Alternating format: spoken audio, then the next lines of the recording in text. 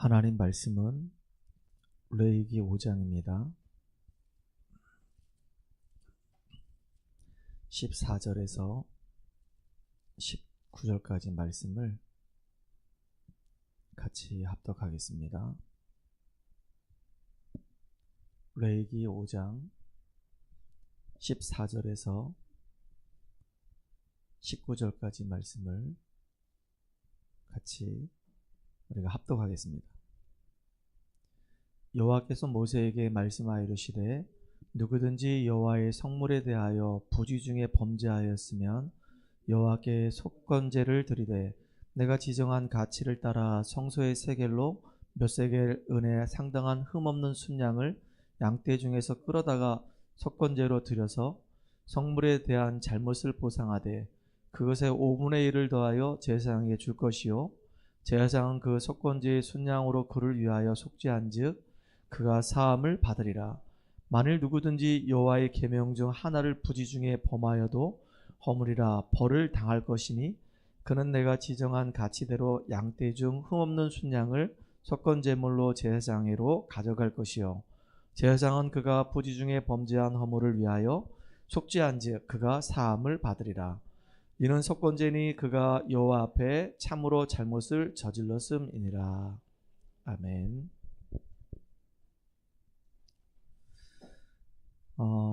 오늘은 속건제라고 하는 제목으로 같이 말씀을 나누도록 하겠습니다.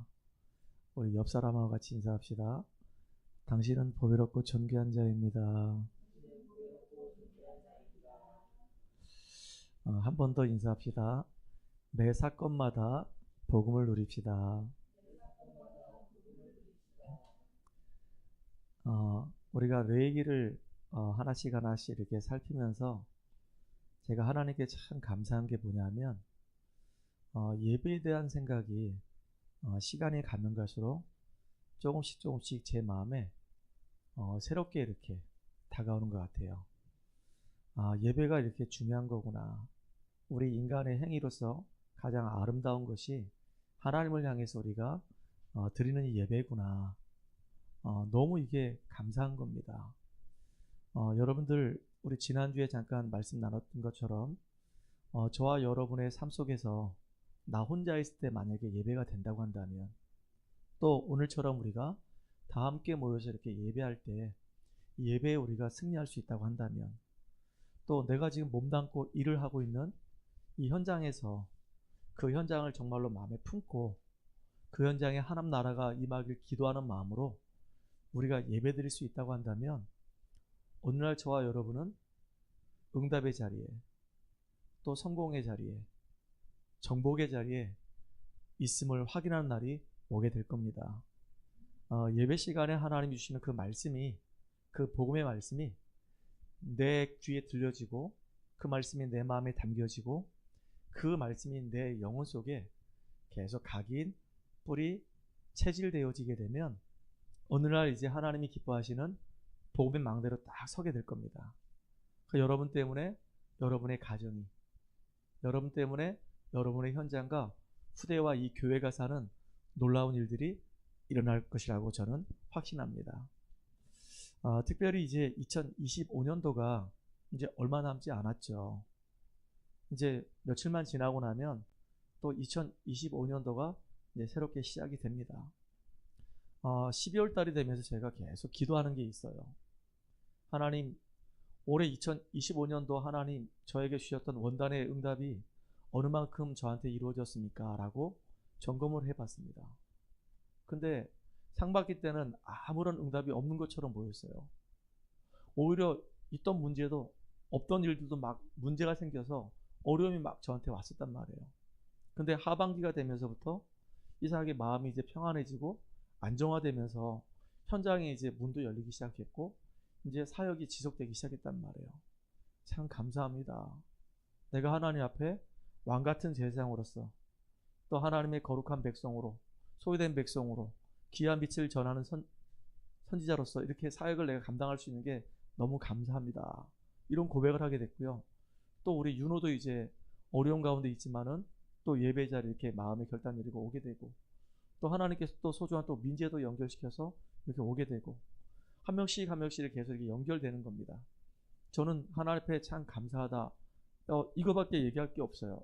나같이 모자란 인생을 하나님이 들어 세우셔가지고 사용하시니까 얼마나 감사한지 모르겠습니다. 이제 어제 그저께였죠.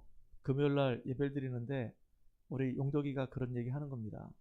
목사님 현장 가실 때 혼자 가지 마시고 이제 제가 옆에서 목사님의 힘이 될 테니까 같이 가요. 제가 직장 얻기 전까지는 목사님 시간이 이렇게 있으니까 혹시 목사님 현장 가면 언제든지 저를 콜해 주세요. 제가 목사님과 같이 동행하겠습니다. 근데요, 그 말이 있잖아요. 저한테 힘이 되는 거 있죠. 그래서 내가 그랬습니다. 용도가 진짜 고맙다. 내가 2026년도부터는 그동안 내가 현장하고 담을 쌓고 있었는데 이제 내가 새롭게 시작을 해야 되겠다. 현장을 좀 밟으면서 사람도 만나면서 관계도 형성하면서 이렇게 현장에서 내가 하나님이 하시는 응답들을 확인해야 되겠다. 그때 너랑 나랑 같이 팀이 돼서 같이 가자. 내가 그렇게 얘기했다니까요. 참 감사한 거 있죠. 지난주에 예비대 수련회가 있었어요. 이제 덕평에 가서 이제 우리 강원도권에 오는 그 예비대 아이들을 좀 만나게 됐습니다. 이번에 보니까 예비대 수련회 때 상당히 많이 왔어요. 보통 예비대 수련회 가게 되면 그 인원수가 참여하는 인원수가 한 150명에서 한 200명쯤 되거든요. 그런데 그 우리 덕평 그 RUTC 1층 101호가 꽉 찼단 말이에요. 거기 꽉 차게 되면은 한 500명 정도 들어가야지만이 꽉 차거든요. 그러니까 인원을 내가 카운트 안 했지만은 그 정도 인원이 온 거예요. 물론 이제 예비대 아이들은 그렇게 많지는 않았지만은 뭐 기존에 이제 선배들이 후배들 맞이하려고 왔고 사역자들도 또 이제 아이들 이제 만나려고 왔고 그리고 이제 그 말씀의 흐름을 따라가기 위해서 훈련 밖에서 오고 하다 보니까 인원이 많은 겁니다. 그래서 저는 말씀 들으면서 되게 많이 은혜를 받았어요. 그리고 이제 점심 때 밖으로 나가가지고 뭐 그 식당에서 우리가 밥을 먹으면 되는데 목사님 몇 분이 좀 얘기 좀 하자고 밖으로 나가서 식사를 좀 대접할 때니까 밖으로 나가서 얘기 좀 하자 그래서 밖으로 나가서 이제 식사를 하게 된 겁니다. 그리고 그 목사님들 이야기를 쭉 듣게 된 거예요. 근데 얘기를 듣는데 마음이 좀 많이 아팠었어요. 왜냐하면 지금 교회 안에 여러 가지 이제 어려움이 있다는 겁니다. 힘들다는 것이죠. 다락방에 여러 가지 일들이 있었잖아요. 그러다 보니까 성도들이 나가게 됐고 나간 이 성도들이 저 안티 쪽하고 연결돼 가지고 이제 교회를 뺏어가려고 이제 법적인 지금 소송이 걸려 있는 거예요. 그러니까 그 소송에 사실은 자기는 대응하지 않아도 되는데 어쩔 수 없이 그 소송에 대응하게 됐다는 거예요. 같이 신앙생활했고 같이 훈련 받았고 같이 말씀에 은혜 받았는데 그분들이 이제 탈다락 하시면서 이제 교회를 다락방 하는 교회에 넘겨줄 수 없다 그래가지고 저쪽에 이상한 쪽하고 연결돼가지고 이제 법적 소송이 지금 걸려서 마음이 너무 아프다는 거예요.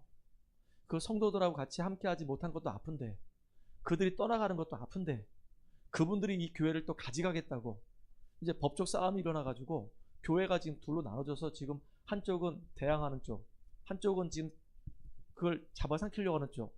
그러니까 그 중간에 껴가지고 목사로서 마음이 너무 아프다는 거예요. 그래서 기도하자고 그랬어요. 하나님은 아신다고. 우리가 정말로 올바른 복음운동하고 있는 거 하나님 아신다고. 저분들이 지금 뭔가 지금 오해하고 있는 것도 하나님 아신다고. 그렇게 차분하게 법적으로 대응을 안 하면 안 되니까 그러니까 편안하게 이렇게 법적으로 대응하면서 한 걸음 한 걸음 인도 받아가라고. 제가 이렇게 얘기하면서 힘을 좀 줬어요. 가만히 보니까 목사님들만 어려운 게 아니에요. 그러니까 제 주변에 사는 게 참 힘들다. 그래서 어느 정도냐면 힘들어서 못 살겠다. 힘들어서 죽겠다. 라고 얘기하는 분들이 굉장히 많습니다. 뭐 목사님들만 그러겠습니까? 저도 가만히 보니까 저도 그랬던 것 같아요. 교회가 제가 생각했던 대로 잘 되면 참 힘날 텐데 제가 생각했던 대로 잘 안 되니까 여러 가지 또 문제가 생기니까 힘들다. 한동안은 저도 목사님들 만나면 제가 입에 붙이고 다녔던 말들이 힘들다 이런 말을 했던 것 같아요. 진짜 그랬구나. 그리고 또 우리 성도님들도 보니까 뭐 얘기는 안 해도 힘들다, 힘들다, 힘들다 이러고 살아가요. 우리 랩런트도 보니까 힘들다, 힘들다, 힘들다 이렇게 살아가요. 저는 이렇게 힘들게 살아가는 이 부분들을 보면서 하나님께 엎드려서 기도했어요. 분명히 마가복음 3장 13절로 15절에 보니까 예수님께서 제자들을 부르실 때 그냥 부르신 것이 아니고 원하셔서 부르셨다고 그랬단 말이에요. 이 땅을 살아가면서 우리가 신앙생활하면서 죽도록 고생하라고 우리를 부른 게 아니거든요. 어려움 당하라고, 고통 당하라고, 문제 속에 빠져가지고 막 헤매라고 예수님께서 우리 부르신 게 아니거든요.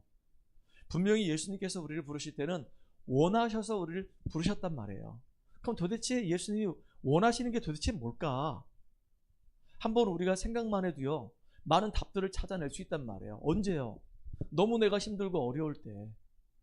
분명히 나를 예수님께서 부르실 때 고통당하라고, 문제 속에 빠지라고, 힘들라고 우리를 부르신 게 아닌데, 분명히 부르신 이유가 있는데, 목적이 있는데 도대체 왜 부르셨을까? 한번 질문을 던져보는 겁니다. 근데 성경에는 분명한 답이 있어요. 함께하기 위해서 부르셨다 그랬어요. 그 첫 번째 이유입니다. 예수님이 우리와 함께하기 위해서 우리 부르신 거예요. 그럼 지금 진짜 예수님이 지금 나와 함께 하시는가? 이거 정말로 나는 삶 속에서 확인하고 있는가? 나는 지금 내 삶 속에 누리고 있는가? 아, 예수님은 하나님이시잖아요. 창조 사역 하실 때부터 함께 사역하셨던 하나님이시잖아요. 그 예수님은 우리 인생의 모든 문제를 십자가에서 끝내신 구세주잖아요. 그 예수님은 내 인생의 과거 문제, 현재 문제, 미래 문제까지 다 끝내시고 다 이뤘다고 얘기했잖아요. 그 예수님이 이런 말씀하셨거든요. 내가 가는 것이 너희들에게 유익이고 내가 가게 되면 너희에게 보혜사 성령을 보내실 것이다. 보혜사 성령은 하나님이신데 너희 속에서 영원히 너희와 함께 할 것이고 모든 것 생각나게 하시고 세상에 줄 수 없는 평안을 주겠다고 주님 말씀하셨거든요. 그러면 주님이 나를 원하셔서 부르셨는데 그 이유가 함께하기 위해서 부르셨구나. 그럼 임마누엘의 이 축복을 우리가 누리면 문제를 뛰어넘을 수 있을 거 아니겠습니까? 상황을 뛰어넘을 수 있을 거 아니겠어요? 그 요셉이 생각이 나는 겁니다. 다윗이 생각이 나는 거예요. 요셉은 아버지와 늘 함께하다가 어느 날 갑자기 노예가 된 거예요. 얼마나 힘들었겠습니까? 그런데 성경에는 요셉이 힘들었다, 힘들어서 못 살겠다, 힘들어서 너무 죽겠다 이런 말이 없더라고요. 오히려 하나님이 요셉과 함께 하심으로 그가 형통한 자가 되어서 보디발의 집에 밭에까지 복을 받는 역사가 일어나 버린 거예요. 함께 한다는 말이 이 말이구나. 상황은 너무 힘든데 그 상황 속에 빠지는 것이 아니라 그 상황을 뛰어넘어서 오히려 하나님과 함께하는 증거가 그 현장에 나타나는 것이구나. 다윗은 자기 장인 이 사울왕 때문에 죽음의 위기를 여러 번 겪었거든요. 맨날 식탁에 모여가지고 밥 먹을 때마다 죽인다고 창 집어던지고 칼 집어던지고 막 그랬거든요. 그런데다 그것도 분이 안 풀리니까 군사를 풀어가지고 막 다윗을 막 죽이려고 막 쫓아다녔단 말이에요. 늘 쫓기는 신세였었어요. 산으로 들로 굴로 막 쫓겨다녔단 말이에요. 근데 다윗은 뭐라고 고백하냐? 나 같으면 진짜 죽겠다.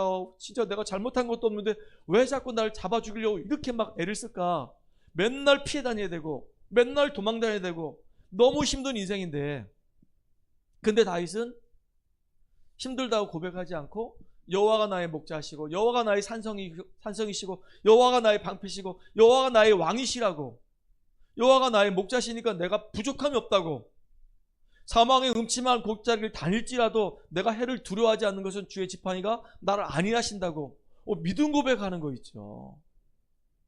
그러니까 실제로 문제와 이 사건 속에서 하나님과 함께하는 이 사실을 사실적으로 누리는 거예요. 제가 내가 힘들다, 내가 어렵다 이런 고백할 때는요, 하나님이 정말로 살아계시고 나와 함께 하시는데 그게 사실적으로 나에게 확인되어지고 누림이 안 되고 있으니까 현실이 더 커 보이는 거예요. 그러니까 나도 모르게 힘들다고 어렵다고 자꾸 이 입에서 툭툭툭 나오는 거 있죠. 그랬구나. 특별히 하나님과 함께하는 축복을 누리게 되면은 그 누리는 그 사람을 통해서 또 답이 있어요. 함께 있기 위함이요 또 나가 전도도 하며. 하나님은 나를 통해서 내 주변을 살리기 원하시는 거구나. 내가 살아나고 내가 영적인 힘을 얻고 은혜 속에 있으면 나 때문에 나를 만나는 사람이 나를 통해 살게 되어 있구나. 그리고 또 전도도 하며 귀신을 내어 쫓는 권세도 있게 하려 하심이라. 이게 우리를 부르신 이유예요. 하나님의 나라를 이루기 위해서는 그래, 하나님과 함께하는 내가 영적인 은혜를 누리고 있는 나를 통해서 지역의 흑암 세력이 무너지고 가정의 흑암 세력이 무너지고 그 현장에 하나님 나라가 임할 수 있도록 기도할 수 있는 권세를 주셨구나. 영적인 힘을 얻으라고 하시는 거구나. 진짜 하나님이 나를 부르신 이유가, 원하셔서 부르신 이유가 함께하기 위해서, 그 증거를 말하게 하기 위해서, 현장의 흑암을 무너뜨리고 그 현장에 하나님 나라 이루는 그 일에 내가 쓰임받도록 하기 위해서 하나님이 나를 부르셨구나. 이걸 깨닫게 되는 거예요. 그러니까 힘나요? 힘이 안 나요? 힘나죠. 특별히 응답에는 분명한 조건이 있습니다.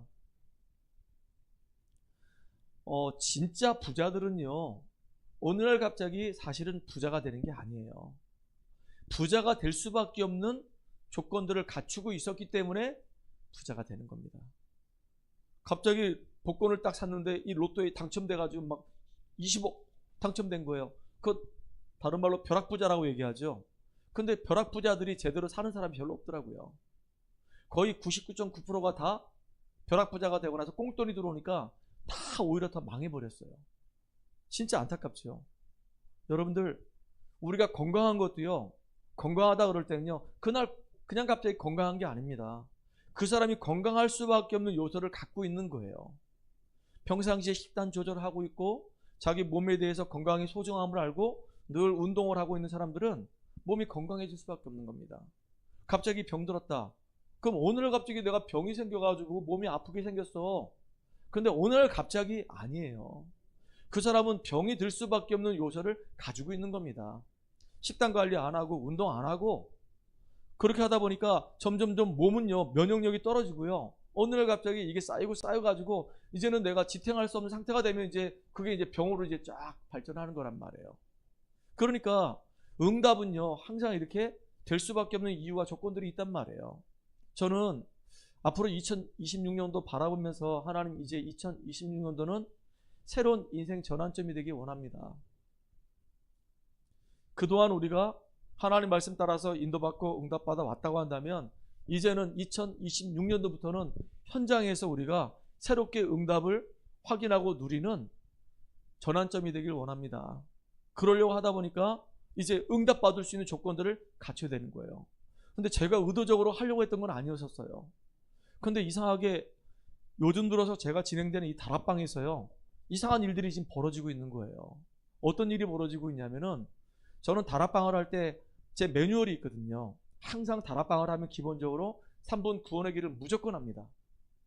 왜냐하면 복음이 각인되도록 하기 위해서, 그리고 또 이 사람이 이제 누굴 만나든 간에 복음을 편안하게 전할 수 있는 사람으로 만들기 위해서 3분 구원의 길을 무조건 합니다. 그리고 난 다음에 이제 내가 가져간 이 페이퍼, 메시지를 가지고 같이 말씀을 나눈단 말이에요. 근데 예전에 우리 윤호하고 할 때는 제가 10번 정도 하고 나서 윤호 네가 이제 나한테 하는 거다? 그러면서 윤호한테 시켰어요. 용독이한테도 시켰어요. 이 친구들이 잘했단 말이에요. 이 친구들이 이제 훈련 받아서 이제 교회화 되니까 제가 이제 다락방을 딱 끊고 전도의 문이 열리게 되면 그때 같이 들어가자라고 얘기하고 지금은 이제 기도하고 있단 말이에요. 새로운 문이 열렸단 말이에요. 새로운 문이 열렸는데 지금요, 저 호저면 보건지소에 있는 중일이하고도 다락방 하면서 네가 이제 나한테 3분 구원의 길을 해. 그 다음에 민지하고 할 때도 네가 이제 나한테 3분 구원의 길을 해. 그리고 이제 저기 동해 다락방 가서도 우리 전은희 집사가 당신이 이제 3분 구원의 길을 하세요. 이렇게 해서 3분 구원의 길을 다 자기들이 하고 있단 말이에요.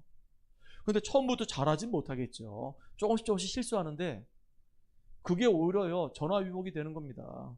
내가 이런 부분이 약하구나. 이게 좀 준비가 안 됐구나. 그거 더 이제 보강하겠죠. 그러면서 이제 구원의 길을 아주 잘할 수 있는 사람으로 만들어지겠죠.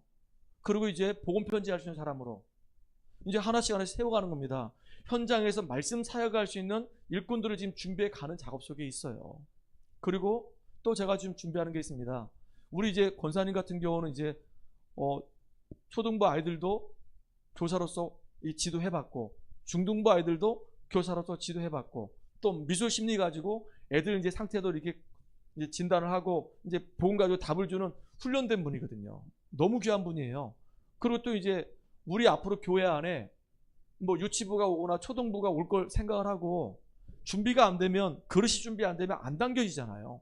그래서 이제 우리 은희 집사한테 앞으로 이제 초등부 또는 유치부 보조교사 할 수 있도록 내가 이제 훈련시켜야 되겠다. 그런 생각을 가지고요.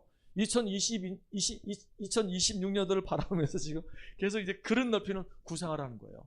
응답 받을 수밖에 없는 조건들을 갖추는 준비를 하고 있단 말이에요. 그 여러분 같이 인도받고 같이 우리 응답 받읍시다. 그래서 참 제가 감사한 게 혼자 예배 드리는 거 굉장히 중요해요. 함께 예배 드리는 거 너무너무 중요합니다. 우리가 정말로 믿음 안에서 한 공동체가 돼가지고 함께 우리가 후대 살리는 그 일에 우리가 마음 담고 기도하는 거예요. 그리고 하나님이 이제 연결해주면 인도받는 겁니다.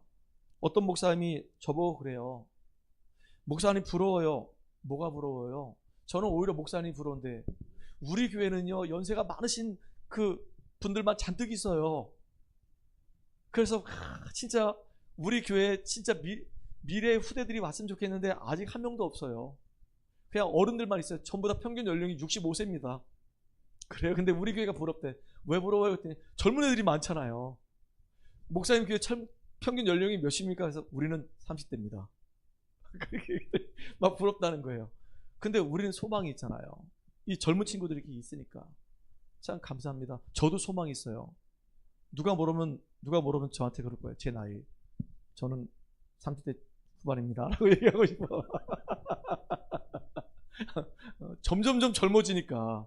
할렐루야. 제가 그걸 느낀 게요. 깜짝 놀랐어요. 제 고등학교 동창, 대학 동창을 만났거든요. 결혼식이 있어가지고 가서 만났는데 얼마나 깜짝 놀랄지 몰라요. 할아버지 만난 줄 알았어요. 할아버지. 야, 내가 말을 하면 애들 상처받으니까 속으로 왜 이렇게 사갔니? 완전히요. 야, 이렇게 늙을 수가 없어. 이 얼굴이 완전 쭈글쭈글 할아버지야. 근데 저를 앞에 딱 저를 봤는데요. 완전히 너무 젊어 보이는 거 있죠. 그래서 감사했어요. 아, 그래.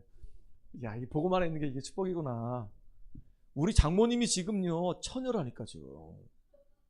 내일이면 내년이면 이제 80인데 딱 보면요 처녀야.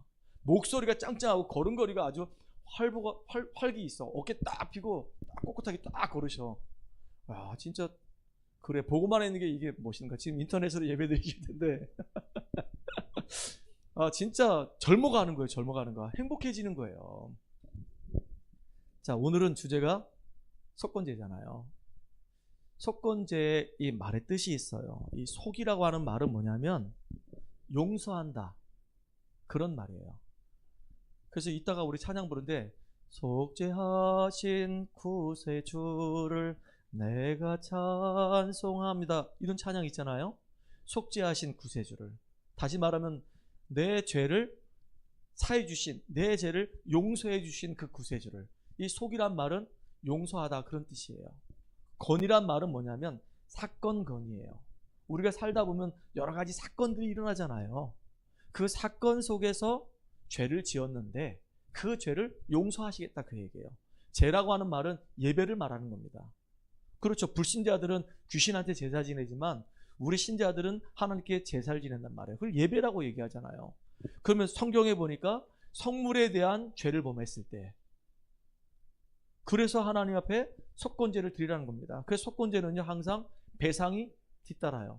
만약에 내가 부지 중에서 성물을 만약에 훼손하게 됐어, 그러면 그 성물을 훼손한 것을 우리가 생각할 때 아, 저게 비용이 몇 세겔쯤 되겠다라고 판단이 된다고 한다면 거기에 상응하는 순양을 가지고 와가지고 순양을 가져와서 그걸 이제 보상을 하는 겁니다. 내가 만약에 사람들하고 살면서 만약에 실수를 해서 저 사람의 물건을 이렇게 손해를 입히는 죄를 범하게 되면요, 그 죄에 대한 사항을 우리가 배상을 해주고 하나님께 우리가 죄에 대한 문제에 대해서 우리가 제물을 드리는 거란 말이에요. 이걸 보고 우리가 속건제라고 얘기해요. 근데 여기서 저는 뭘 가지고 얘기하고 싶냐면 사건이라고 하는 관점을 가지고 좀 얘기하고 싶어요. 우리가 이 땅을 살아가는 동안에 크고 작은 사건들이 계속 일어난단 말이에요. 그러면 그 사건의 주인이 바로 정말로 그리스도가 되기를 소망합니다. 사건의 주인이 문제가 되면요, 문제 속에 빠져서 우리는 시달릴 수밖에 없어요. 근데 사건의 주인이 날마다 그리스도가 되면은 그리스도 속에서 우리가 승리할 수 있습니다. 여러분, 그 5만 번 기도 응답 받은 조지 밀러의 기도라고 하는 책이 있어요. 저도 그 책을 읽었고 우리 자녀들에게 읽으라고 제가 권면을 했단 말이에요. 그 조지 뮬러는 많이 배운 사람은 아닙니다. 조지 뮬러가 쓴 5만 번 응답을 받은 조지 뮬러의 기도를 보게 되면 거기 내용이 뭐 문장이 막 화려하거나 막 대단한 글들이 섞여 있는 게 아니에요. 근데 그걸 쭉 읽다 보니까 뭐가 생기냐면 믿음이 생겨요. 그 읽다 보니까 야, 이래서 조지 뮬러가 정말로 5만 번이나 기도 응답을 받았구나. 자기가 응답받은 내용들을 글로 이렇게 써놓은 겁니다. 이럴 때 응답받았습니다. 이럴 때 응답받았습니다. 조지 뮬러는요, 날마다 삶 속에서 하나님과 늘 대화를 하면서 대화 기도를 통해서 응답받은 거예요. 어느 날 이제 전쟁이 일어난 겁니다. 전쟁이 일어나가지고 완전히 그 땅이, 그 도시가 다 폐허가 돼버렸어. 사람들이 너무 많이 죽어버렸어. 길을 걸어가다 보니까 애들이 막 부모를 잃어버린 아이들이 방치돼서 고아들이 막 돌아다니는 겁니다. 그 아이들이 보니까 너무 불쌍한 거예요. 그래서 그 아이들 한 명씩 한 명씩 자기 집에 데려와가지고 자기가 가지고 있는 음식들 나눠서 같이 먹은 겁니다. 이렇게. 그렇게 하다 보니까 애들이 점점점 많아지기 시작한 거예요. 그 아이들이 10명이 100명이 되고 100명이 1000명이 되고 너무너무 많아지게 된 거예요. 지금처럼요, 뭐 나라에서 뭐 보조를 해주거나 아니면 뭐 복지시설 뭐 인가 받아가지고 그 운영하거나 그런 게 아니었단 말이에요. 그냥 자기 집에서 고아인 아이들을 불러가지고 같이 식사를 하다 보니까 이제 한계가 온 거예요. 더 이상 애들을 먹일 수가 없는 거예요. 애들은 너무너무 많은데 다 지금 먹어야 될 아이들이 굶주리고 있으니까 하나 앞에 그냥 기도하는 겁니다. 뭐라 기도하느냐? 하나님, 이 아이들이 지금 굶고 있습니다. 근데 우리는 먹을 식량이 지금 없습니다. 나는 이 아이들을 도와줄 수 있는 지금 능력과 배경이 아무것도 없습니다. 근데 내일 아침에 이 아이들은 반드시 식사를 해야 되는데 하나님은 다 아시니까 이 아이들의 이 굶주림을 하나님이 해결해 주세요. 자기에게 지금 사건이 벌어진 거예요. 애들이 지금 너무너무 많은데 이 아이들이 지금 먹일 수 있는 식단이 자기한테 아무것도 없는 겁니다. 그러니까 내일 아침에 당장 이제 먹을 거리가 없으니까 하나님 앞에 그걸 응답을 해달라고 기도하는 거예요. 친구가 이제 놀러 온 겁니다. 친구한테 얘기하는 겁니다. 다른 얘기 안 하고, 친구야, 지금 상황이 이렇다. 오늘 저녁까지 애들 뭐 어떻게 하든 간에 조금 이렇게 먹게 됐는데 내일 아침에 식량이 뭐 다 떨어지고 애들이 이제 쫄쫄 굶게 생겼다. 먹을 것이 없다. 나는 이제 더 이상 능력이 없다. 그래서 우리가 하나님 앞에, 살아계신 하나님 앞에, 응답하신 우리 하나님 앞에 우리 같이 기도하자. 그러니까 이 친구가요, 가관도 아닌 겁니다. 웃기는 거예요. 야, 아무리 뭐 하나님 하나만 해도 이렇게 많은 애들을 어떻게 책임질 수 있겠냐. 대책을 좀 세워야지. 무작정 그냥 하나님께 기도한다고 이 응답이 되겠냐. 참 너무너무 안타깝다. 뭐 안타깝든 말든지 우리 한번 기도하자. 하나님 분명히 역사하시니까. 그렇게 기도한 거예요. 그리고 애들한테 아침에 딱 일어나자마자 하나님이 식사 주실 것이니까 전부 다 식탁 앞에 모여가지고 그렇다고 숟가락하고 수저 다 갖고 와라. 앉혀놓은 거예요. 저는 그거 읽으면서 야, 이 사람 진짜 믿음이 확실하구나. 자기가 기도한 거에 대해서 분명히 응답하신다고 1%도 불신앙 안 하고 완전히 믿는구나. 되게 충격받았어요. 근데 놀라운 일이 벌어진 거예요. 그날 아침에 어떤 사학가가 지나가다가 뮬러 집에 온 겁니다. 하는 말이 뭐라고 얘기하냐. 당신 이야기를 소문을 통해 듣게 됐다. 어떻게 이렇게 귀한 일을 하냐. 전쟁 때문에 폐허가 되고 나라에서도 이 고아들을 어떻게 도와줄 수가 없는데 당신이 어떻게 이렇게 많은 아이들을 이렇게 다 양육하고 있냐. 그래서 내가 진짜 오고 싶었는데 내 사업이 너무 바쁘다 보니까 올 수가 없었는데 어떻게 이렇게 우연찮게 여기를 지나가다가 당신 집이 있다는 얘기 듣고 왔다. 그럼 내가 당신을 위해서 조금 내가 헌신하고 싶은데 도와줘도 괜찮겠냐? 너무 감사하죠. 그래가지고 기부를 받았는데 몇 달 먹을 수 있는 기부를 받게 된 거예요. 뮬러는요, 이렇게 자기가 지금 이 고아원 한다고 후원 좀 해달라고 광고한 적이 없어요. 사람 찾아다니면서 내가 지금 이렇게 어려우니까 도와주세요라고 이렇게 얘기한 적이 없어요. 그냥 엎드려서 기도한 것밖에 없어요. 나와 함께 하신 나의 하나님, 나의 모든 사정을 알고 계신 나의 하나님, 하나님은 나의 기도에 응답하신 하나님 믿고 기도했어요. 근데요, 그렇게 응답이 된 거예요. 한 번은요, 이 고아 아이들 중에서 어떤 아이가 아파가지고 이제 쓰러지게 된 겁니다. 그 5만 번 응답받은 조지 뮬러의 기도라고 하는 그 책을 읽어보면 그 안에 나와 있는 내용들이에요. 뭐 여러 가지 이제 간증들이 있어요. 근데 저에게 감동이 된 게 있어요. 근데 거기에 아이가 이제 쓰러졌는데 보니까 애가 힘이 없어 보여. 이 얼굴 피부도 그렇고 모든 게 이제 파리해 보인단 말이에요. 아, 얘가 지금 제대로 못 먹어서 그렇구나. 영양의 실조가 왔구나. 그래서 하나님 또 얘 안고 기도하는 거예요. 하나님, 이 아이가 지금 아파요. 이 어린 아이가 지금 영양소를 제대로 공급받아야 되는데 영양소를 지금 공급받을 수가 없어요. 굶주린 상태가 지금 오래 지속되고 있습니다. 이 아이 살려주세요. 하나님, 이 아이를 인도해 주세요. 기도가 끝나지 않았는데 갑자기 뮬러집 앞에서 뭐가 꽝 하는 소리가 들리는 거예요. 놀래가지고 나가보니까 우유마차가 지나가다 코너에서 완전히 뒤집어져 버린 겁니다. 그 우유가 깨지고 쏟아지고 막 난리가 난 거예요. 근데 그거를 다시 제대로 해가지고 복구해서 가려고 하면은 시간이 꽤 많이 걸리는 겁니다. 우유가 상하는 거예요. 지금처럼 뭐 냉동 보관을 하거나 뭐 그런 게 있으면 좋은데 그 당시에는 그런 게 없었잖아요. 이 시간이 지나면 우유가 상하는 겁니다.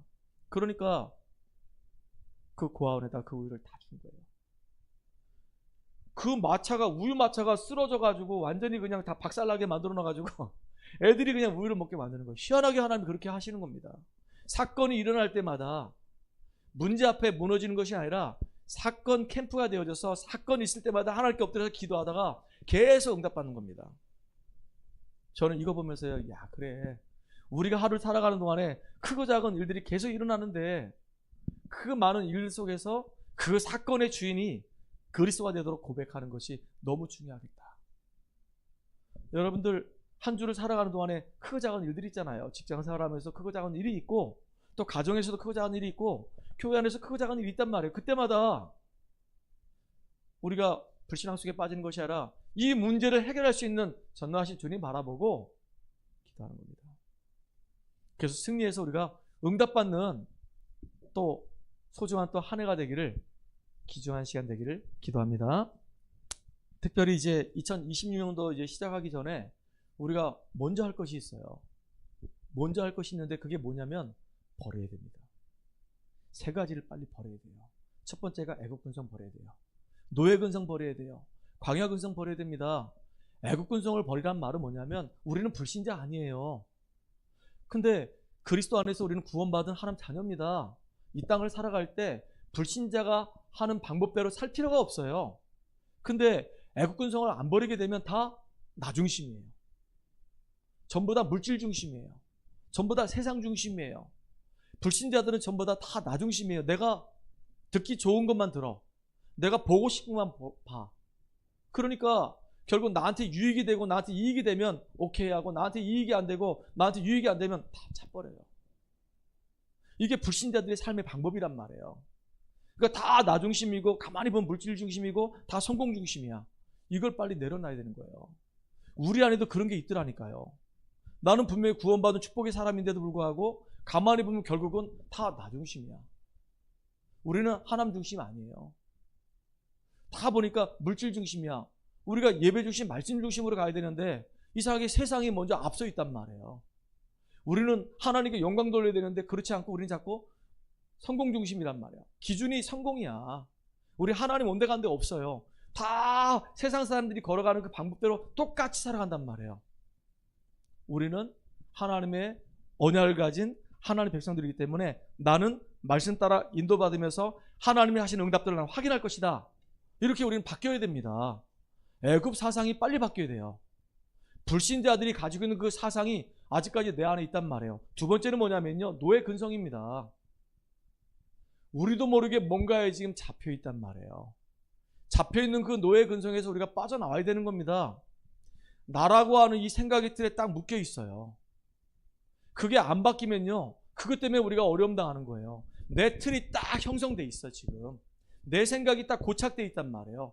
지금까지 살아오는 동안에 형성된 나의 삶의 테두리가 딱 이렇게 형성돼 있어. 그걸 벗어나면 싫어. 참 그게 제일 안타까운 거예요. 그 틀을 빨리 깨버려야 돼요. 콜라 뚜껑만한 그릇 가지고 있으면요, 거기다가 아무것도 담을 수가 없어요.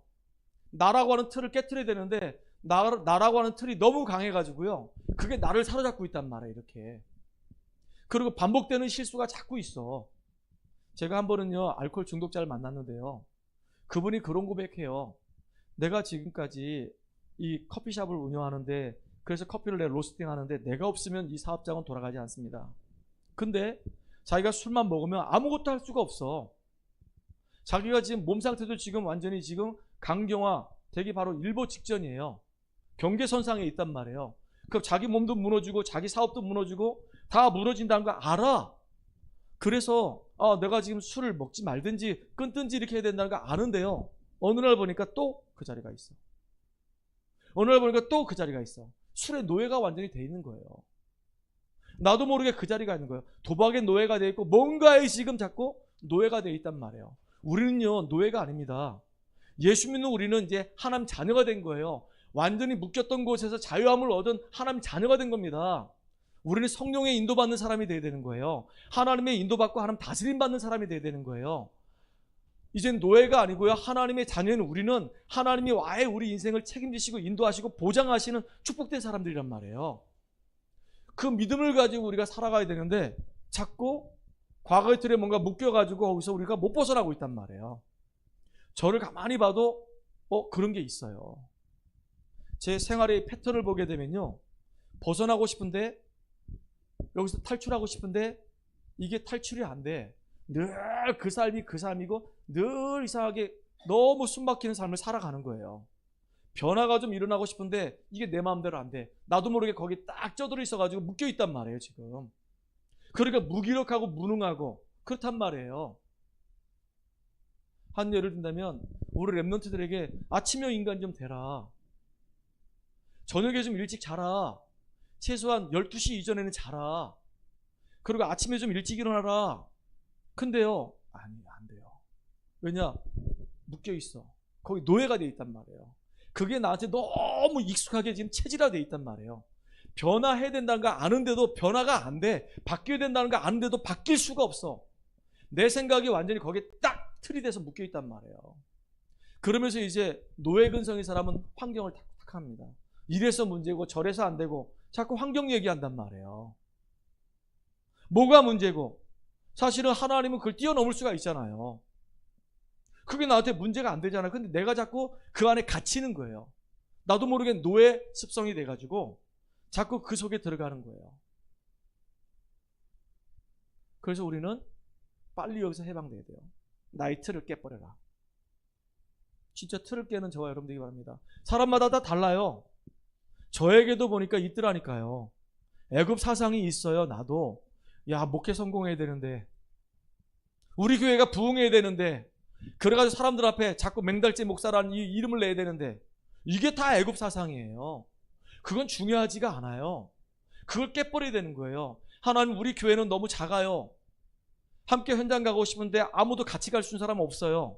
가면 늘 나 혼자 가야 돼요. 우리 교회는 너무 약하기 때문에 경제가 늘 어려워요. 우리 교회는 일꾼도 작아요. 그건 내 생각이지. 그게 노예 근성이란 말이에요.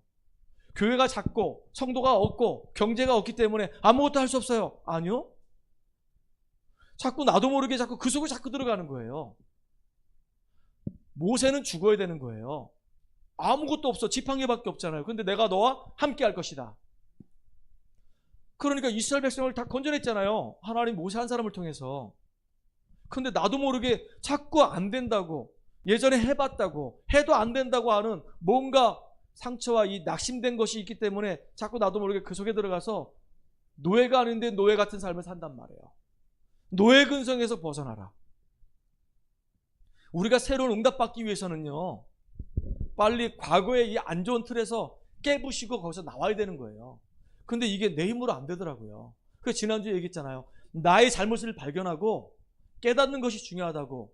근데 깨닫고만 있지 말고 빨리 그걸 그리스도의 피 언약 속으로 들어가서 그 운명이 정말로 발판되도록 만들어버리라고. 이게 중요한 거거든요. 그리고 이제 광야 근성 깨트려야 됩니다. 이제 우리 광야 길을 가는데 이게 쉽지 않잖아요. 어렵잖아요. 신앙생활 하는데 이게 어렵단 말이에요. 뭐 주일 예배 드려야지, 오후 예배 드려야지, 수 예배 드려야지, 금요 기도 드려야 되지. 뭘 또 지금 우리 교회는 아직까지 이제 구역 예배가 안 되고 있지만은 구역 예배 드려야지, 뭐 훈련 받으러 가라지. 뭐 이렇게 모이고 뭘 해야 될 게 뭐 이렇게 많은지 다 부담이라. 다 힘들어. 아, 진짜 귀찮아. 나중에 그냥 내비두면 안 돼? 왜 자꾸 날 들볶는데 그냥 놔두지. 놔두면 안 되는 거예요. 놔두면 그냥 다 무너지는 거예요. 나를 쳐서 자꾸 하나님의 말씀 속으로 자꾸 들어가게 만들어야지만이 내가 사는 길입니다. 그렇잖아요. 하나님이 왜 이스라엘 백성들을 광야길로 가게 하셨을까요? 그들을 치유하시려고, 그들을 가나안 땅 들어갈 수 있는 사람으로 준비하시려고, 그리고 진짜로 감사를 고백하게 하시려고. 광야길 가는 동안에 정말로 감사가 나온다? 그럼 승리하는 거예요. 감사를 늘 고백하는 사람은요, 마귀가 공격할 수가 없어. 아니, 이래도 감사하고 저래도 감사하는데, 내가 숭배해도 감사하고 무너져도 감사하고 안 돼도 감사하고, 아니 늘 감사하는데, 늘 감사해. 이래도 감사하고 저래도 감사해. 마귀가 어떻게 공격합니까? 우리 교회가 개척교회이기 때문에 감사하고, 성도가 몇 명 안 돼도 감사하고, 우리 성도들과 함께도 감사하고, 이들과 함께 이제 현장에서 우리가 응답받을 거 생각하니까 감사하고, 지금 이 예배 속에서 나를 치유해 가시고 나를 변화시켜 가시니까 감사하고, 내가 정말로 하나님을 통해서 힘을 얻고 있는 게 감사하고, 계속 감사 고백하면요 우리 승리하는 거예요. 그래서 광야길에서는요 우리가 치유받고 감사를 고백하라고. 감사가 없는 신앙인은요 그거 올바른 신앙인 아니에요. 우리가 구원받은 것도 감사하고, 하나님이 지금 나와 함께 하신 것도 감사하고, 나를 통해서 하나님이 이 생명을 살리는 그 일에 내가 쓰임받는다는 것도 감사한 거 아닙니까? 얼마나 감사한 게 많습니까? 우리는 항상 감사, 언제나 감사, 늘 감사. 감사하는 여러분들에게 바랍니다. 광야길 속에서 진짜 감사하시기 바랍니다. 감사가 안 되면요 이스라엘 백성들처럼 문제만 생기면 원망하고 불평하고 불신하고 남 탓하고 이런단 말이에요. 네가 문제라고 얘기해요. 당신 때문에 그렇다고 얘기합니다. 목사님이 어때서, 성도가 어때서, 교회가 이렇게 됐기 때문에. 아니에요. 교회가 아무리 어려워도 나 한 사람만 제대로 서 있으면 그 한 사람 때문에 교회가 산다니까요. 나는 교회를 살리는 한 사람 되겠다. 나는 현장을 살리는 한 사람 되겠다. 나는 가정을 살리는 한 사람 되겠다. 그럼 되는 거예요. 저는 우리 집안에서 처음으로 예수 믿었어요. 얼마나 힘들었는지 몰라요. 아무도 저를 도와준 사람 없었어요. 아버지도 저를 핍박하고 동생들마다 등 돌리고 이제 저한테 막 화살을 쏘는 겁니다. 형 때문에 우리 집안에 계속 분란이 일어난다고. 근데 하나님은 아신다. 그리고 절대로 이 상황 속에서 나는 흔들리지 않을 것이다. 믿음 고백하고 계속 신앙생활을 했어요. 나중에 어떻게 될게요? 다 바뀌는 겁니다. 싹 다. 한 사람 때문에 다 바뀌는 거예요. 환경 탓할 필요 없어요. 아버지가 나 때문에 자살 시도 2번 했다. 야, 동생들이 와서 형 진짜 아버지 죽일 거야? 아버지가 사시면 얼마나 사신다고. 아버지 돌아가시고 난 다음에 그때 형이 하고 싶은 대로 하면 되잖아. 그게 나를 유혹하는 거였었어요. 아니, 사람이 죽고 사는 건 하나님 주권 속에 있어. 주 예수를 믿으라. 그리하면 너와 내 집이 구원받는다 그랬어. 나 때문에 우리 아버지 복음 받을 거야. 걱정하지 마. 나를 방해하지 마. 그랬다니까요. 근데 하나님이 역사하셨어요. 그러니까 환경 탓할 거 없어요. 우리 진짜 하나님이 함께 하심을 누리면서 감사 고백하는 저와 여러분 되기 바랍니다. 정말로 먼저 할 거예요. 버릴 거 빨리 버리자. 하나님께 나를 내려놓고 버리고 하나님 앞에 정말로 나를 드릴 수 있는 축복의 사람 되기 바랍니다. 그리고 나서 두 번째 우리가 굳건히 붙잡아야 될 게 있어요. 3가지를 붙잡아야 돼요. 이제는 하나님이 정확하게 우리를 통해서 이루시려고 하는 비전을 딱 붙잡아야 되는 겁니다. 금요일날 말씀드렸어요. 2025년도에는 우리가 다락방 문 열리게 해주세요 라고 기도했었어요. 근데 다락방 문이 쭉 열렸어요. 많이는 열리지 않았지만 제가 뛸 수 있는 이제 범위까지 열렸어요. 2026년도에는요 하나님 이제 열려진 이 다락방을 통해서 곳곳마다 이제 중요한 제자들이 일어나게 해주세요. 제자들을 만나게 해주세요. 5가지 기초가 현장에 쫙 깔려지는 응답들을 누리게 해주세요. 성경적인 전도운동이 일어나게 해주세요. 우리 후대들이 살아나게 해주세요. 진짜 지역마다 우리 성도들이 망대가 되어져서 그 지역의 흑암 문화 무너뜨리고 그 지역을 살리는 놀라운 응답의 역사 일어나게 해주세요. 빛을 비추는 파수꾼의 역할을 감당할 수 있도록 역사해 주세요. 이게요 2026년도 우리가 응답받을 내용들이에요. 우리 성도들이 지역마다 있거든요. 저 흥읍에도 있고 팽송에도 있고 동해도 있고 또 저쪽에 우산동에도 있고 학성동에도 있고 당계동에도 있고 우리 성도들이 다 지역마다 다 이렇게 있어. 그런데다 이제 각각 직장이 있어요.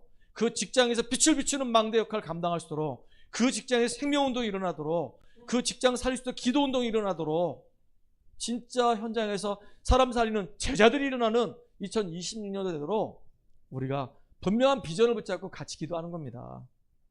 그러니까 나도 여기에 응답에 동참해야 되겠구나.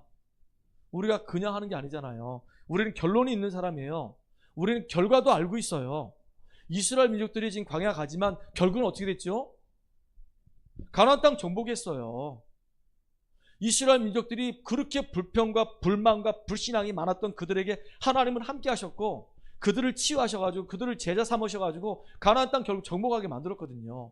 초대교회 성도들이 그렇게 핍박이 있었는데 그들은 내세울 거 없는 연약한 사람들이었는데 결국 그 사람들을 통해서 예수님이 하신 말씀대로 예루살렘과 온 유대와 사마리아 땅끝까지 복음이 증거되는 역사가 일어나 버렸거든요. 그러면 지금도 하나님의 언약은 우리에게 동일하게 이루어진다 그 얘기예요. 제가 내년 1월 달에는요. 아까 새로운 시작을 위한 인생 전환점이라는 제목을 가지고 여호수아를 좀 보려고 해요. 지금 레위기를 쭉 하고 있는데 1월 달 4주만 제가 여호수아를 좀 보려고 하는 겁니다. 새로운 시작을 하고 싶어서. 여호수아를 통해서 새로운 일이 일어난 것처럼 지금 기도하고 있어요. 그러니까 하나님 정말로 2020년도는 우리가 새로운 시작할수록 하나님 주신 언약을 딱 붙잡고 출발하게 해주세요. 근데 언약만 붙잡는 게 아니라 그 언약을 이룰 수 있는 힘을 얻게 해주세요. 여러분 그래서요. 예배를 통해서 말씀 붙잡고 기도하다가 성령 충만함 누리는 여러분 되기 바랍니다. 분명히 주님은 약속하셨어요. 세계복음화해야 할 주의 백성들에게 몇 날이 못 되어서 성령 충만 줄 걸 약속하셨단 말이에요. 그러니까 우리에게 지금 필요한 건 뭐냐면 성령 충만이에요. 하나님의 이 귀한 언약과 이 비전을 이룰 수 있는 성령의 충만한 힘을 달라고 우리가 기도해야 돼요. 특별히 여러분 아시죠? 시간이 가면 갈수록 진짜 우리가 살고 있는 이 현장에 재앙이 점점점 심각해지고 있어요. 정신문제 가진 친구들이 점점점 많아지고 있어요. 우울증 가진 친구들이, 공황장애 가진 친구들이 점점점 많아지고 있어요. 너무 안타까운 거죠. 주변에 점점점 이상하게 아이들이 점점 심각해져. 이 코로나 이 4년 기간 지나서 애들이 이상해지고 있어요, 진짜. 앞으로 재앙이 분명히 다가올 텐데 초대교회 성도들에게도 전도운동, 복음운동 하니까 사단이 가만히 있지 않고 계속 핍박과 계속 문제를 갖다 줬거든요. 우리가 이제 올바르게 우리가 전도운동 하려고 하면요. 사단이 가만히 있겠습니까? 별짓을 다 할 거란 말이에요. 그러니까 올 걸 우리가 예측을 하고 재앙막을 제자들로 딱 서서 현장에서 응답받는 축복의 주역으로 딱 세워지기 바랍니다. 이게 우리가 해야 할 일이에요. 그래서 여러분들 기억하셔요. 오늘 우리가 하나님 주신 말씀을 딱 언약을 붙잡아야 돼요. 오늘 저는요 제 인생에 평생 하나님 내게 주신 언약이 있어요. 창세기 12장 1절로 3절. 갈대아우를 떠나서 내가 지시할 땅으로 가라. 너는 복이다. 내가 너를 창대케 할 것이다. 너로 말미암아 모든 족속이 복을 받게 할 것이다. 너를 핍박하는 자는 내가 저주할 것이고 너를 축복하는 자는 내가 축복할 것이다. 이거 하나님 내게 주신 언약이거든요. 평생의 언약이거든요. 또 사도행전 9장 15절에 하나님이 바울을 부르실 때 이방인들과 임금들과 이스라엘 자손들을 위해서 이 복음을 증언하기 위해서 택한 나의 그릇이다라고 얘기했거든요. 그게 정체성이에요. 내 평생의 나의 정체성이에요. 분명한 하나님과 나 사이에 이면계약이 있단 말이에요. 그리고 2025년도 살아오면서 우리 베드로전서 2장 9절 이 말씀 붙잡고 살아왔어요.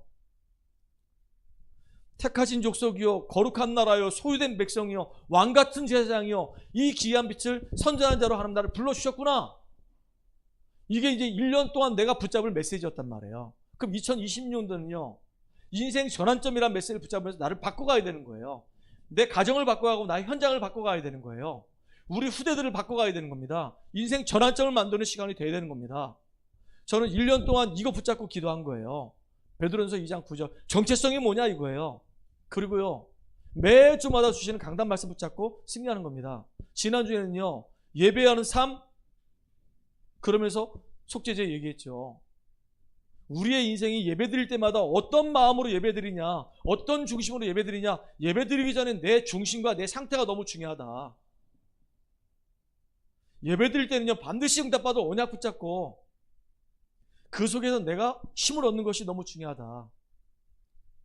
여러분들 진짜로 2025년도 이 하반기쯤에 이제 레위기 하면서 예배 계속 얘기하는데 진짜 여러분 예배가 살아나기를 간절히 소망합니다. 예배가 살아나야지만 여러분 인생도 살아나는 거예요. 예배 행위가 아니라 하나님의 말씀, 이 복음의 말씀이 내 안에 정말로 영적으로 나를 살릴 수 있는 힘이 되어진다면 다 살아나는 겁니다. 그래서 우리가 붙잡아야 될 게 뭐냐? 마태복음 28장 16절로 20절이에요. 우리 주일날 예배드릴 때마다 우리 다 같이 묵도하심으로 예배드리겠습니다 하면서 늘 얘기했던 게 마태복음 28장 16절 20절이거든요. 너희는 가서 모든 족속으로 제를 삼아 아버지와 아들과 성령 이름으로 세례를 주고 내가 너희에게 분부한 모든 것을 가르쳐 지키게 하라. 볼지어다 세상 끝날까지 내가 너희와 항상 함께하리라. 이거 계속 우리가 선언했었거든요.